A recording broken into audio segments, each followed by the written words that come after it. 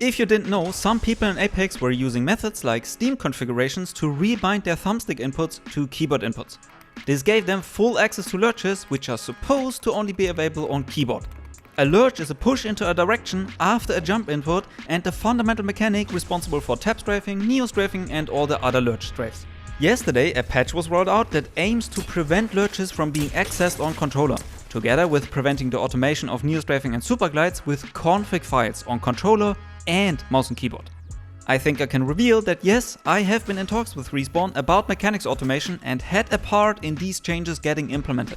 But don't give me all the credit. Game dev is always a team effort and a lot of the grander community sentiment was taken into account. I was just fortunate enough that they valued my suggestions on this particular topic. The solution that was now implemented is the following. After a controller input was detected, lurches are disabled for the next 0.5 seconds. The big advantage of that solution is that you don't have to go around and detect and ban different ways to get lurching to work on controller, like re-WASD, joy-to-key or obviously Steam configs. It's a clean, catch-all, in-engine solution that's completely independent from the method that is being used. The big problem with the way lurches were being used on controller was that you got to keep aim assist while lurching all over the place.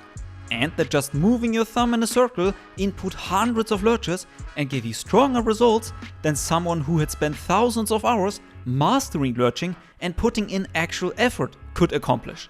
So it completely negated the skill gap, gave you access to a stronger version of that skill that legit inputs can't even pull off, all while still giving you aim assist. The other change is to the execute command. Lurching on controller is only part of the problem, that is movement automation. Another one are config files that are actual game files. For example, neo-strafe configs. They rely on being able to string together dozens of config files with the execute command to keep rebinding your mouse wheel. Now the execute command can still be used to execute your auto-exe when you launch the game, but after that it will stop working and prevent a config file from executing another config file. And just to clarify, you can still fully lurch on mouse and keyboard, Steam configs in general still work, you can still super glide using manual inputs, and you can still use various other config commands. The current patch was just about fixing those specific exploits I just explained. What follows now are my own opinions, and in no way do they confirm or disprove what will happen to the game in the future.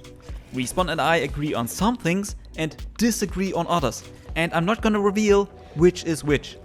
The current solution prevents all lurches after a controller input was detected, but I have been advocating to let controller players at least tap strafe with a forward input, or at least give them a sharper air strafe after a jump, because I fundamentally believe that the goal should be to remove the discrepancies between controller and mouse and keyboard as much as possible, instead of only using aim assist as the one-stop solution to try to fill the gap, which then results in it being too strong by overcompensating for the gap.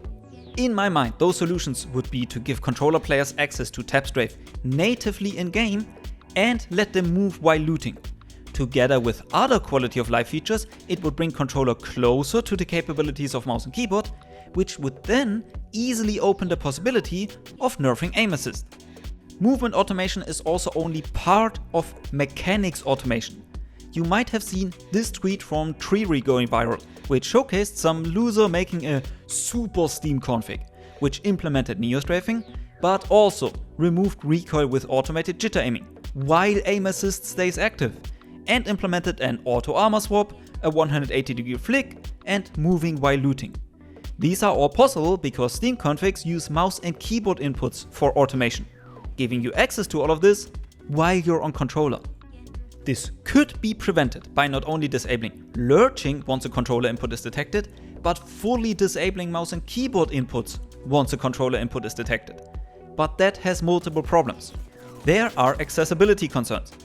Some people with disabilities rely on both inputs working at the same time, whether it is because they use a standard controller in combination with mouse and keyboard, Steam configs to bind inputs in a way that makes them accessible for them, or various customized control devices that rely on keyboard and analog inputs working at the same time, which get recognized by the game as controller and mouse and keyboard.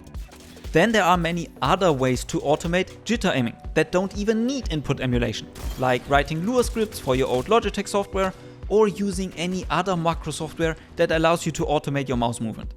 I think jitter aiming should be removed from the game entirely. Shaking your aim to remove the skill gap mechanic of recoil control and potentially risking repetitive strain injuries is hilariously stupid. I will stand by that. Jitter aiming does not belong in Apex. As long as jitter aiming exists, there will be ways to script and automate it. And there will always be ways people will try to gain an edge by automating movement or aim in other ways. The current solutions prevent the most common and egregious methods, but not all of them. Super gliding, for example, can be made easier with a very basic macro that inputs jump and crouch at the correct delay. And I can guarantee you that some basement dwellers are already scrambling to circumvent the current measures as best as they can. Which is why the last part of the Respawn tweet is another huge win. The use of third-party tools, hardware, firmware or software that automates game mechanics for a competitive edge over other Apex players is considered cheating and is unacceptable. This finally puts an official hard stamp on it. Even if whatever method you can think of is not covered by any current preventative measures, if you automate mechanics with tools that are not available in-game to use against other players, you are cheating. I also wanted to talk about the argument of the Superglide config being an accessibility tool. Some keyboards are worse for supergliding and others cannot do it at all. I talked at length about this in my Superglide tutorial, so you could make the argument that this places an unreasonable barrier on supergliding. On top of that comes that supergliding will always remain at least a tiny bit random because of the way it relies on frame data. And super jumping, for example, is literally just interact plus scroll wheel on mouse and keyboard. There's barely any skill needed to pull it off. On controller, it needs manual jump inputs that need to be timed very precisely.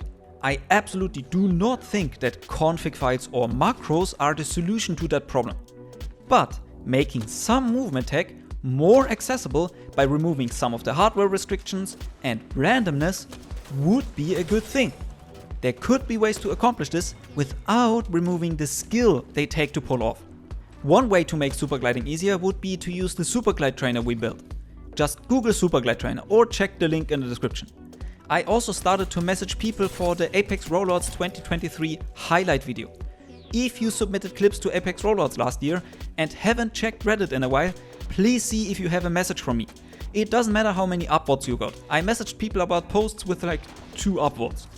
I will also keep messaging people over the next week, so keep looking out for that. Like I said, Respawn and I agree on some of the things I mentioned, but not on others. But I'm very excited for the opportunity to keep working with them to uphold the competitive integrity of movement and make it fairer for everybody. Let me know what your take is on jitter aiming, getting controller closer to mouse and keyboard, and if some movement takes should be made more consistent and easier to access. And if you want to see more of my movement content, you should check out this video.